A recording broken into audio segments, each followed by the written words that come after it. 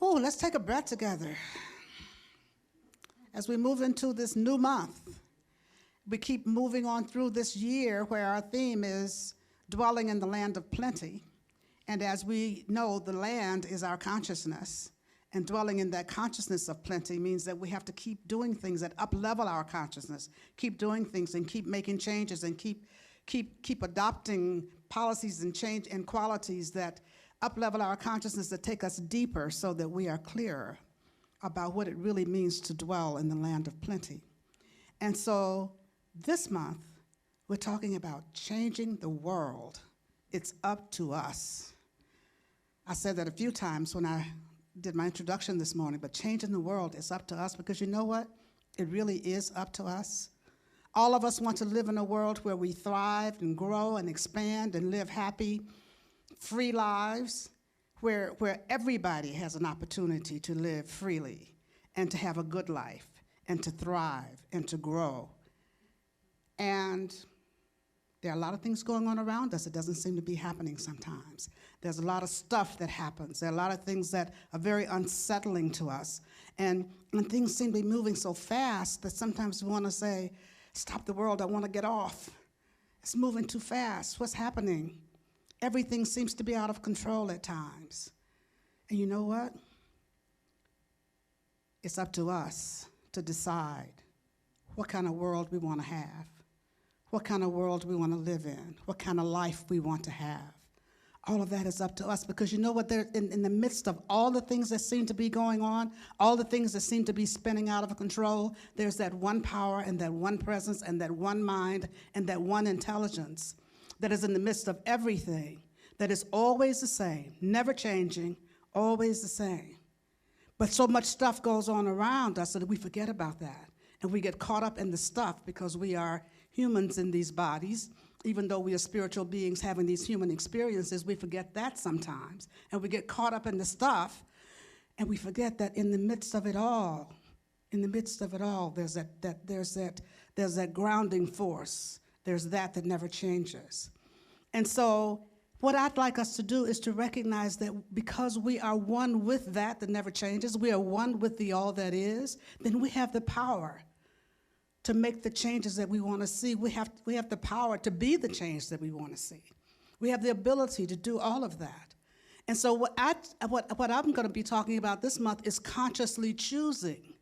We have to consciously choose to change the world. We have to consciously choose to do those things that make a difference in the world. We have to consciously choose the kind of life we want to live. We have to consciously choose how we want things to be.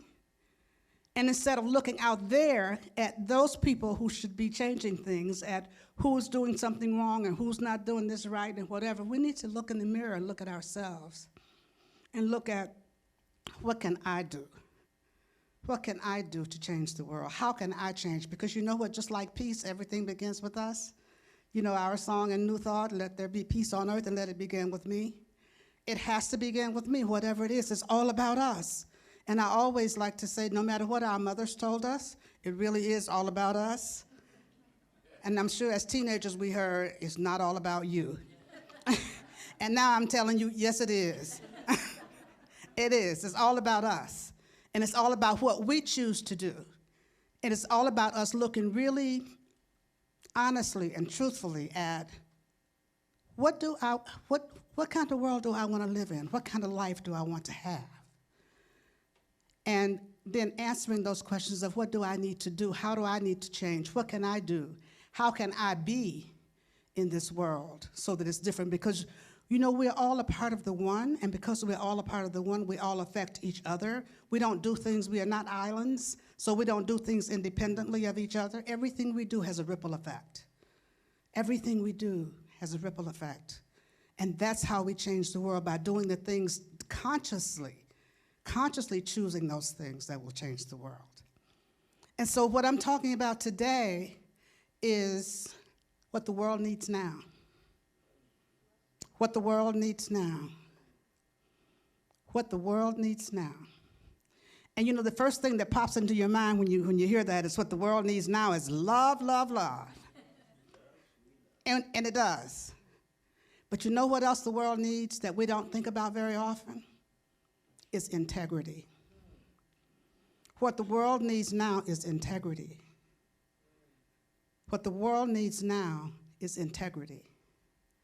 Integrity, the word integrity evolves from the Latin adjective integer, which has to do with whole numbers. Integrity means whole. Integrity means undivided. Integrity means complete. What the world needs now is that wholeness. What we see in the world is separation. What we hear in the world is separation. What the world needs now is wholeness. What the world needs now is integrity. And that integrity has to start with each one of us. That integrity, which is doing what's right in a reliable and consistent way. Doing what's right when nobody's looking. Doing what's right when nobody knows what you're doing. Doing that which is in keeping with your moral code, with your ethical code. Doing what's right. That's what integrity is all about. Doing what's right regardless as to what anybody else is doing, or what anybody else is saying, or whether nobody else is doing it.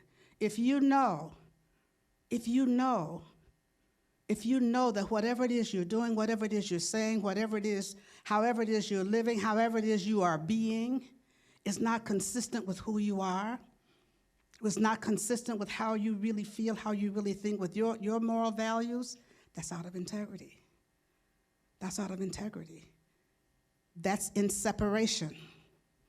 That takes us into separation. And that's what we have to really, really be mindful of as we go through these days. We see a lot of things and hear a lot of things that appear to be out of integrity.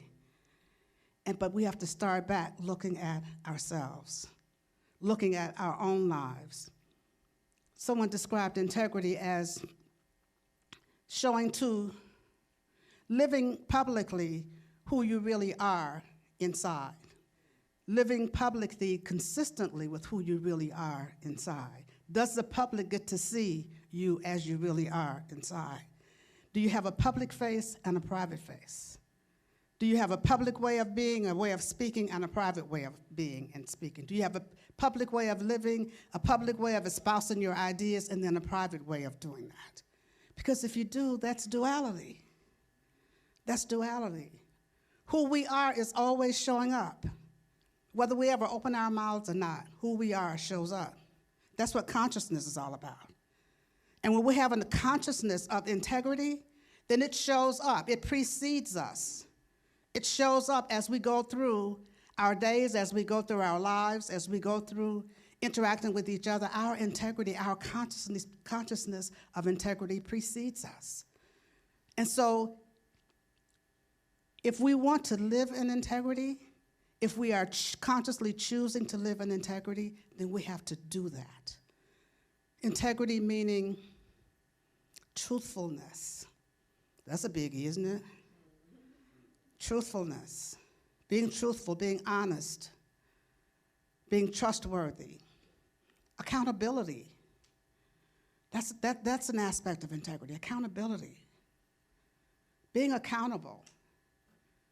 Being accountable for your actions, being accountable for whatever it is you're supposed to do. Responsibility. Responsibility means being responsible for whatever task you are assigned, or whatever your duty is, whatever your responsibility is. Doing that and being accountable is being held to account for whatever it is you're supposed to do.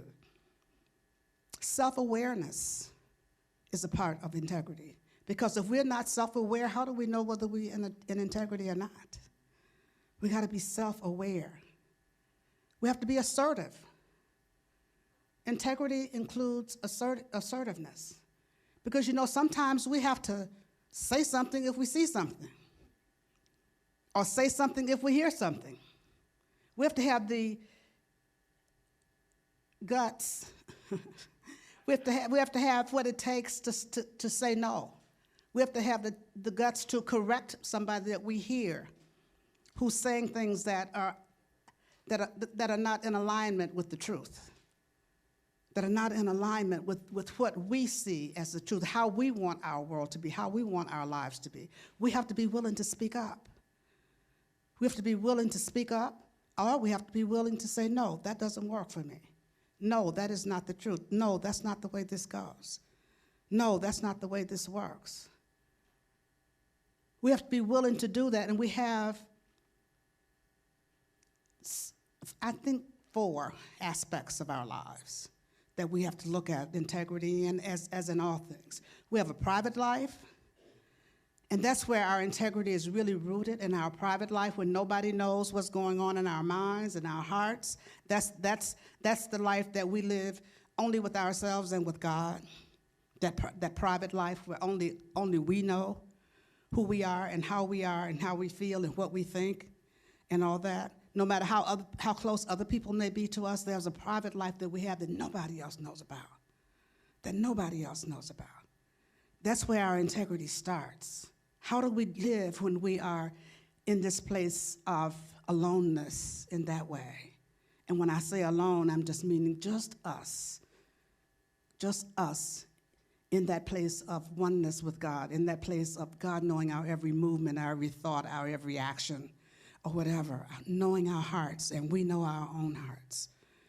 There's that private life. How do we live in private? How do we live when nobody's looking? How do we live when we're thinking? Because sometimes just having thoughts about other people, other situations, other activities, whatever the case may be, when we can get into that private place of our own, we can be out of integrity there. We can be out of integrity there. Even in our own thoughts, what are we wishing on other people? What are we hoping for other people? What are we thinking about? How are we blaming? How are we judging? Whatever the case may be. Or how are we loving? Because that may be the case also. How are we loving? Let's take a breath together. How are we breathing? Yeah. The other aspect of our lives is our personal life.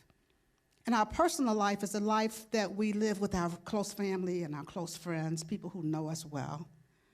And sometimes that's inconsistent with our private life, that us that nobody knows. But there's a way that we are with family and friends and people who know us well that we have to constantly monitor to see whether or not we are in integrity with that. When we are with close friends and family, people who think like us, then do we say those things that we wouldn't ordinarily say if we were out in another place? Do we gossip?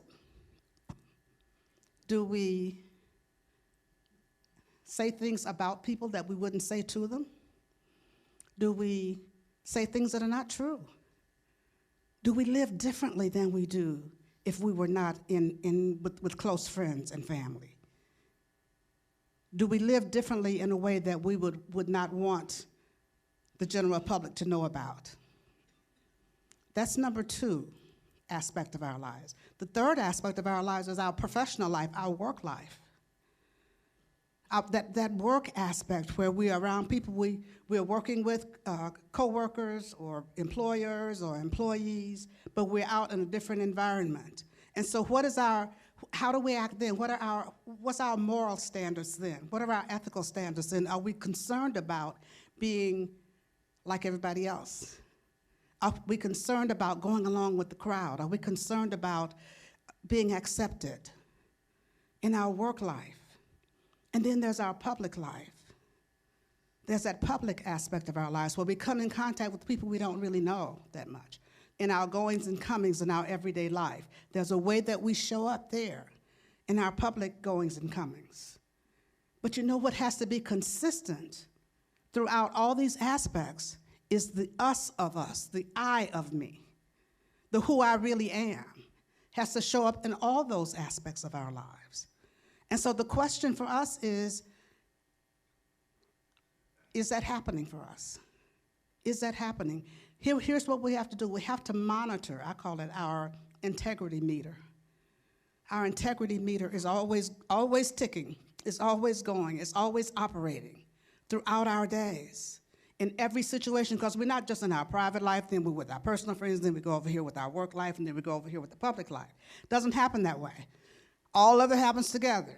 We're in and out, in and out, in and out. Always the same, whoever we're with. Are we saying the same thing, whoever we're with? Are we espousing the same principles, whoever we're with?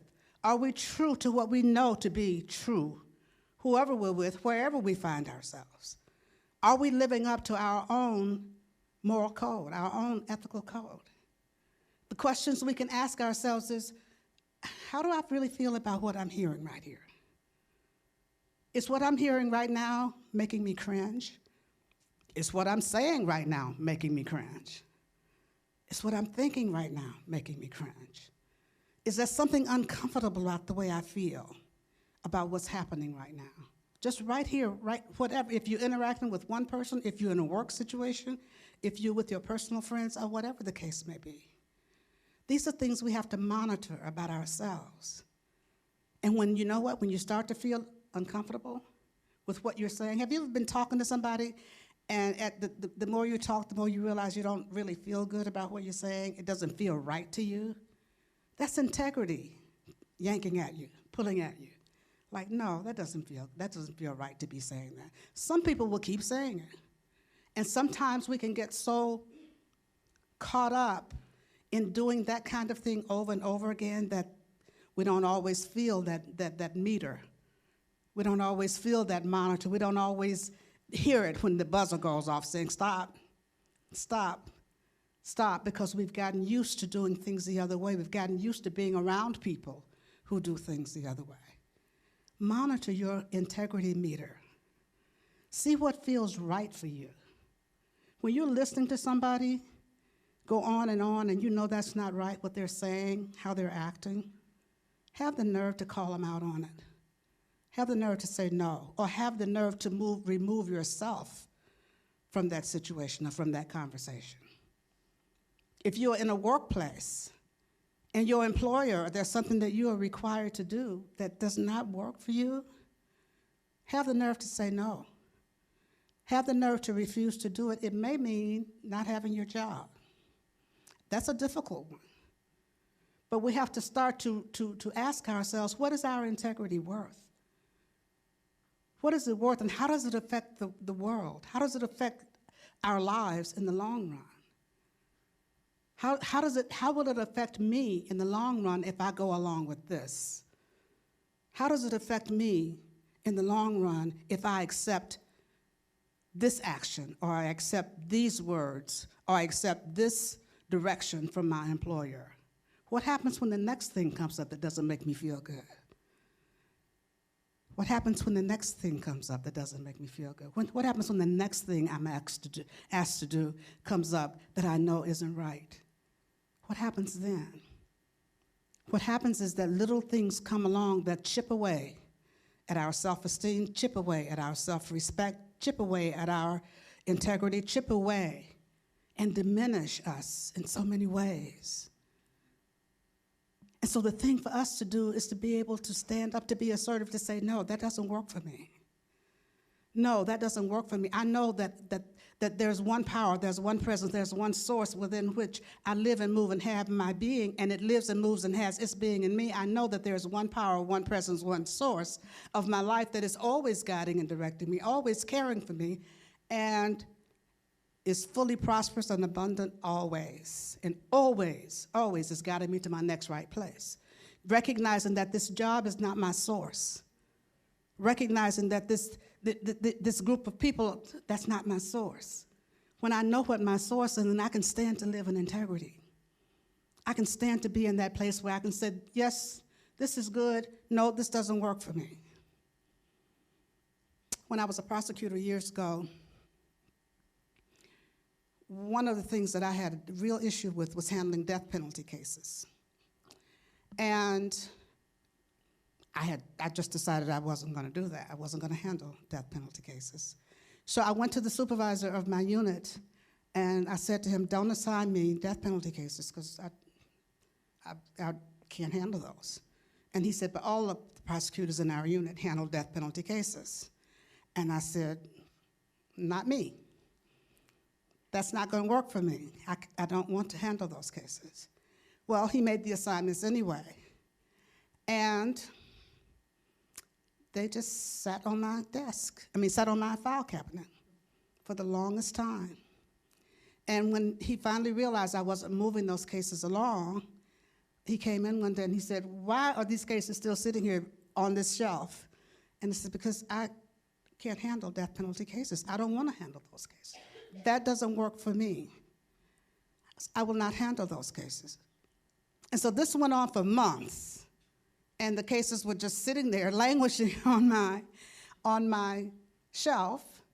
And I figured, you know what, this is also the way of helping the person along by not handling that case, not moving it along. Even though I wasn't doing that intentionally for that reason, it was just that was out of integrity for me, because that didn't work for me, because it was against my belief system. I believe in justice. I believe in holding people accountable. I just believe in doing it a different way. And so I didn't handle those cases. And finally, after a year passed, he came and took them all away and assigned them to other prosecutors so that they could keep moving through the system. Meanwhile, they had just been sitting for a long time. So being willing to say no, and I didn't know whether he was going to say, "Okay, you're fired.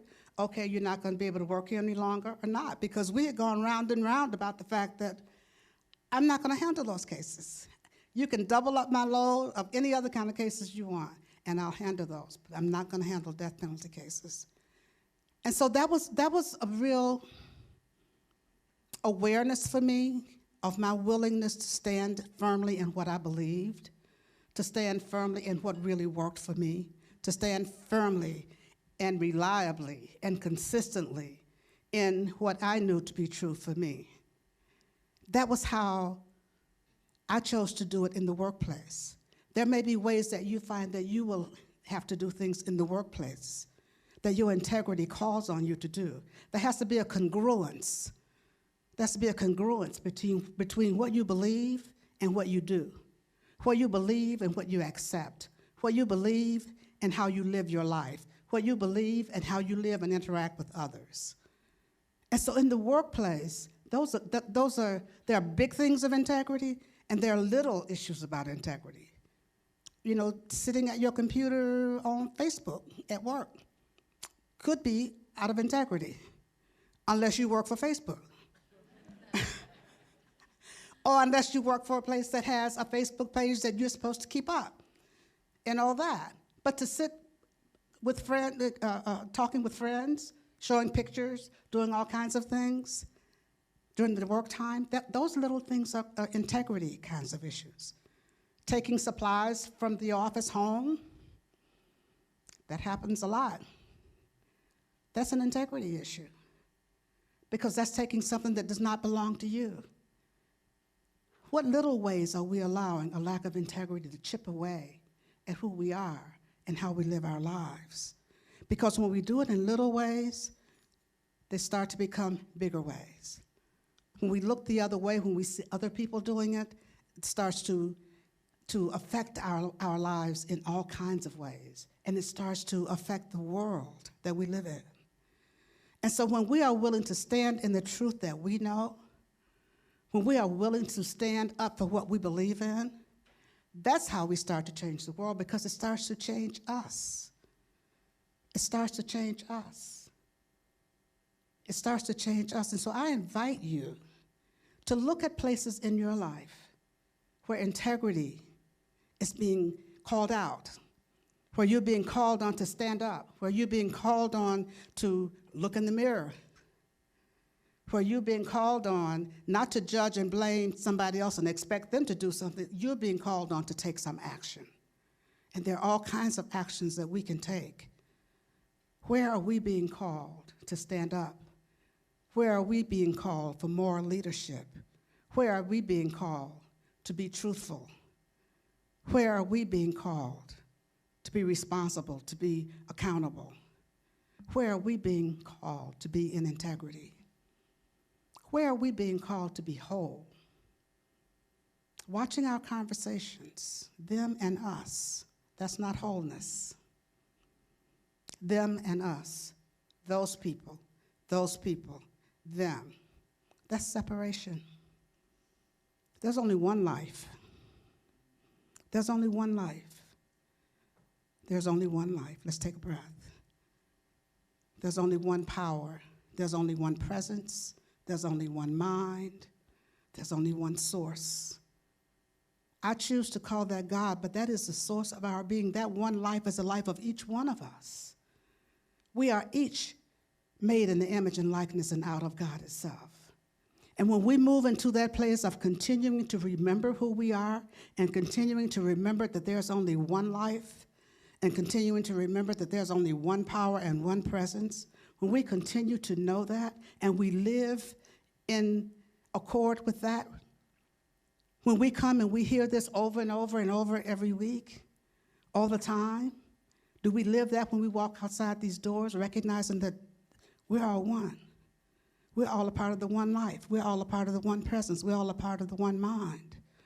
This one life breathes all of us. It breathes all of us. And so when we are here and we know that, when we are here and we believe that, when we walk out this door, what happens? When we walk out that door, when we walk off this campus, how do we live then? That's the big question for us. That's the thing that we have to become more and more aware of. How consistent are we? How congruent are we? As we go throughout our lives, how congruent are we? Just one last thing that just popped into my mind. I went to a spiritual retreat a few years ago. I was gone for a whole week, and I was with these people, and we were off in a beautiful area, really a beautiful retreat center, and everything was quiet and loving and peaceful and harmonious and soft. Everybody was soft-spoken, and everybody was we were just practically oming all the time. And so I had to ride, after the retreat was over, I had to ride back into the city with someone I had just met at the retreat, but she gave me a ride back. And we were talking in soft tones, as I said, as we were coming back. And as we got closer to the city, I noticed that her driving got a little bit more erratic, and her energy got just a little bit more tense. And by the time we got in, this was in New York, by the time we got into the city, she had let her window down, and she was screaming out the window, and she was yelling, and she was calling people names, and she was doing things with her fingers at people. And I had to look around and wonder, who is this? But she'd gotten back into the energy of the city, and she started to yell at people, and she started to carry on, and she started to drive fast, and I was thinking, oh my gosh, I'd never seen anything like it. But you know, that wonderful energy that we had been in, that wonderful spiritual awakening that we'd had, that wonderful place of oneness that we'd been in, was all of a sudden gone. I had never seen anything like that in my life that happened just like that. And I wondered what happened to the person I'd been with all week. And you know what? How often do we get caught up in that? How often do we get caught up in road rage? How often do we get caught up in all kinds of things when we leave here? How often do we get on Facebook and get in? And I mentioned Facebook because that's the only one I know how to use, and I don't use it that often. But I hear things about things that are posted on Facebook, and sometimes I just happen to go on and I see something that somebody in this congregation would have posted, and I go, really? Where's the integrity in that? Where's the integrity in that? Because when we're here, we're all sitting here saying, yes, we're all one. Saying, yes, we are all made in the image and likeness and out of God itself. Saying, yes, we all love each other. Yes, we are a community of care, connection, and creation. Yes, we are welcoming to all. Yes, we are. Yes, we are. Yes, we are. Kumbaya. We say all that here, and then we get on the freeway, and what happens? That's what I'm talking about when I say that we have to make sure that we are in integrity at all times, in all situations. And we all fall short. We all fall short. Be aware so that if you start to fall short, if you start to find yourself getting riled up and getting upset, or sitting back not saying anything when speaking up would be the thing to do, stand on the truth that you know. Stand on the truth that you know, that we are a part of the big whole. Integrity is wholeness. It is completeness. There's nothing lacking, nothing missing. It's whole, it's one. Let's make our commitment to change the world by consciously choosing integrity. I invite you to consciously choose to do the right thing, even when nobody's looking this week. Not this week only, but starting this week. Consciously choose to do the right thing, whether anybody knows about it or not. Consciously choose to live the right way and live the life you want to live and you want to see for all of us. Consciously choose to want the same things for all of us that I want for myself. Consciously choose to change the world. It's up to us. It's up to us. Let's turn within. And so as we turn within in this moment to that place of just knowing and sensing and feeling that one power, that one presence, that one mind, that one life, that one breath, that is God. As we turn within to knowing and sensing and feeling that presence that lives and moves and has its being in me and in each one of us, that one power, that one presence that is my very life and the life of each of us here, as we turn within to that, this is what oneness is all about. This is what oneness is all about. This one life that lives its life in and through and as each one of us individually, according to our own uniqueness. This one life that is whole, that is perfect, that is complete as it is, nothing missing, nothing lacking. This one life that is my life, that is each life here, and each life here is whole, is perfect, is complete, and we align ourselves with this oneness. We align ourselves with this source. We align ourselves with this onlyness that is God. And it is from this place of alignment and oneness that I speak this word for us this day. Just knowing that we are each and all filled with integrity. And we allow that integrity to reveal itself in and through and as our lives in every situation in which we find ourselves. We allow that power and that presence and that love of God to show up in all our situations and circumstances. And as we do so, everything is healed. There's healing happening on this planet. There's healing happening in our worlds. There's healing happening in our communities. There's healing happening in our body temples. There's healing happening in our bodies of affairs. There's healing happening everywhere because God is everywhere present. And wherever God is, healing happens. Wholeness is.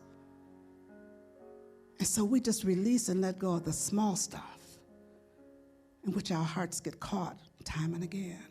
We release and let go of those things that don't serve, and we open ourselves up to say yes to changing this world and to be a part of the change that we wish to see. This word goes out to anyone needing a prayer this day, knowing that right where each person is, God is blessing and keeping them. As I open the circle of prayer, I pause momentarily so that you may speak the names of anyone you'd like held in prayer. You may speak them now, silently or loud.